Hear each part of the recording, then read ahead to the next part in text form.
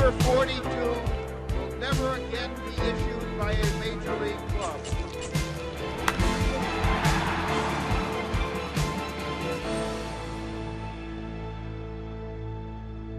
In the long and fine tenureship of Bud Selig as commissioner of Major League Baseball, one of his finest hours, and I know to him one of the most important things he did was retire Jackie Robinson's number 42 forever. And in 2007, it began April 15th. Everybody in Major League Baseball would wear the number 42 on their back. Welcome to Wrigley Field once again. I'm Drew Goodman. I was watching the Ken Burns documentary this past week on Jackie Robinson, and once again just blown away at his courage and how much he pushed this country ahead. And as we go to the field to check in with the Cowboy once again, a remarkable, remarkable person.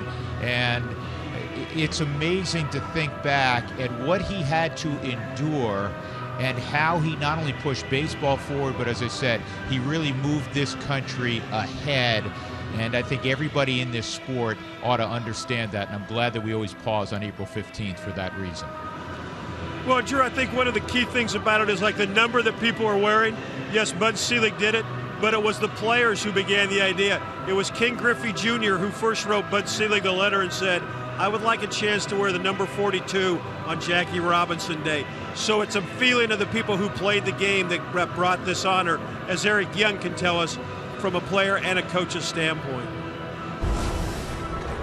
We put so much emphasis that he was the first black player to break, but more importantly, he was a solid individual.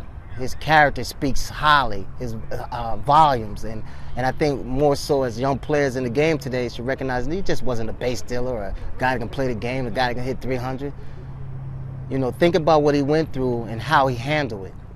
And we think about some of the crises we go through on the baseball field or even during the baseball season, it has nothing compares to what he went through to be a stand-up citizen, to be a stand-up player, and to be a stand-up representative for baseball.